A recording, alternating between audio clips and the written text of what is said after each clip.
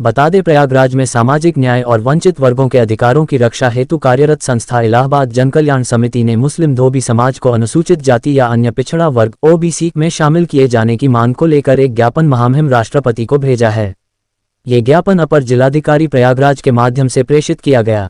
ज्ञापन में इलाहाबाद जन कल्याण समिति के अध्यक्ष मोहम्मद हंजला ने कहा कि मुस्लिम धोबी समाज की सामाजिक व आर्थिक स्थिति हिंदू धोबी समाज के समान है, लेकिन इसके बावजूद भी उन्हें आरक्षण का लाभ नहीं दिया जा रहा है, जो संविधान के अनुच्छेद 14 के अंतर्गत समानता के अधिकार और सामाजिक न्याय के सिद्धांतों का स्पष्ट उल्लंघन है। प्रमुख बिंदु जो ज्ञापन में उठाए गए, मुस्लिम धोबी समाज सामाजिक, शैक्षणिक और आर्थिक रूप से अत्यंत पिछड़ा हुआ है।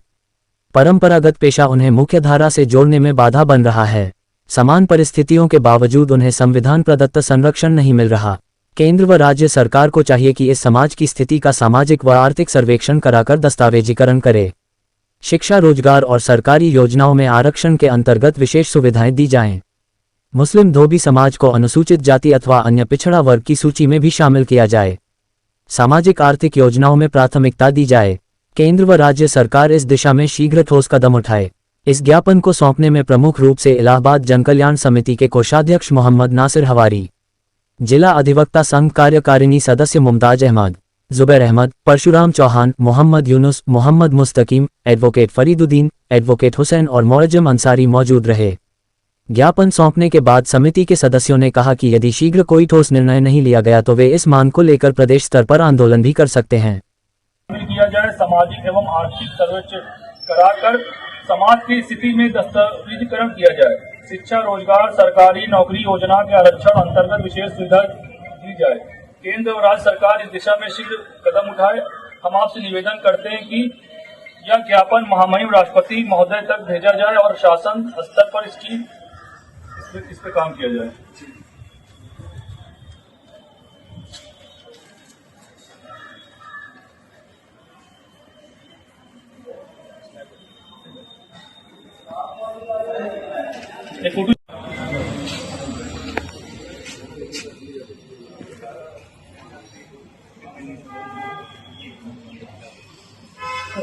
आज आप लोगों ने एडीएम सिटी को जो ज्ञापन दिया है, मुस्लिम धोबी समाज को आरक्षण दिया जाए, तो इलाहाबाद जन कल्याण समिति के माध्यम से तो आपकी क्या मांग है? आप जिला अधिवक्ता संघ के कार्यकारिणी सदस्य हैं, और क्या ये मांग जायज है और क्या इस पे कुछ होना चाहिए?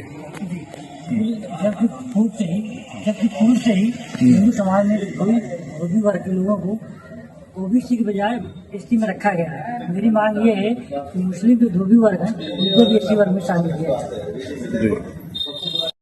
मैं अधिवक्ता Ghulam Fariduddin, advocate high court Allahabad, आज जन कल्याण समिति के तत्वाधान में अध्यक्ष एडवोकेट श्री हंजला फारूकी के नेतृत्व में हम लोगों ने एडीएम सिटी साहब को ज्ञापन दिया है। ज्ञापन में हम लोगों ने मुस्लिम धोबी समाज के बारे में कहा है कि उनको एससी एसटी का दर्जा मिलना चाहिए, जबकि हिंदू धोबी समाज को ये दर्जा प्राप्त है। अगर ये पक्षपात है तो ये गलत है। दोनों को बराबरी का दर्जा होना चाहिए। ये अनुच्छेद 14 का उल्लंघन है। इसलिए मैं ये चाहता हूँ, जिस तरह से हिंदू समाज के धोबी को मिला है दर्जा एससी एसटी में, उसी तरह मुस्लिम समाज को भी मिलना चाहिए। धन्यवाद। आज हम लोग जनपद प्रयागराज के डिस्ट्रिक्ट कोर्ट के परिसर में मौजूद एडीएम सिटी को ज्ञापन दिया महामहिम राष्ट्रपति को।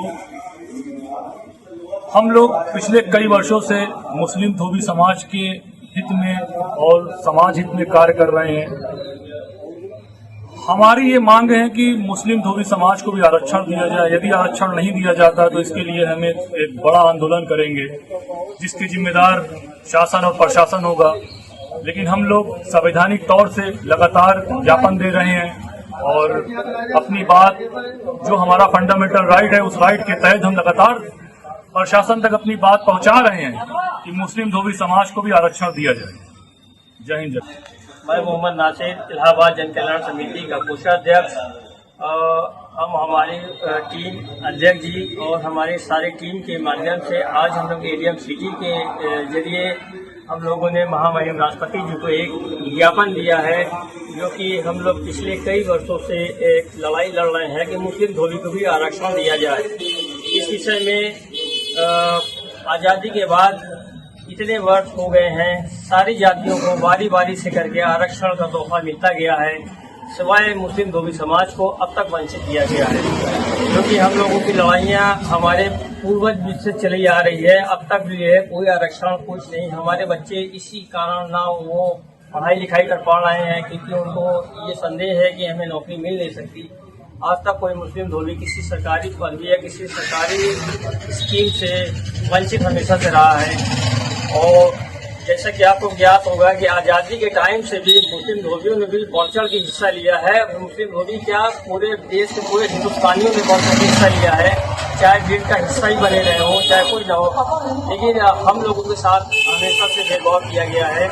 जैसे कि मुस्लिम धोबी समाज लगातार इस विषय में ज्ञापन के माध्यम से अपनी पीड़ा को दिखा रहा है, बता रहा है, सरकार तक पहुंचा रहा है। और हमारी लोगों की एक जाति जो है विलुप्त होती जा रही है, क्योंकि हमें आरक्षण न मिलने के कारण हमारी जाति किसी न किसी जातियों में विलुप्त होती जा रही है। आप गूगल में सर्च करेंगे तो हम दिखेंगे ही नहीं। लेकिन जो मोटा मोटा हम आपको बताना चाह रहे हैं कि हमारी लमसम 50 से 60 लाख तादाद है पूरे हिंदुस्तान में रहते हैं। और अगर आप मुस्लिम धोबी का आरक्षण दे के जाति जनगणना कराते हैं तो इससे 1 इंच कम नहीं पाएंगे। क्योंकि यही कारण है कि हम सब इधर उधर हो ले रहे हैं, क्योंकि एक तो बहुत हीन भावना से देखा जाता है, दूसरे जो है हमें कोई आरक्षण नहीं मिल पा रहा है।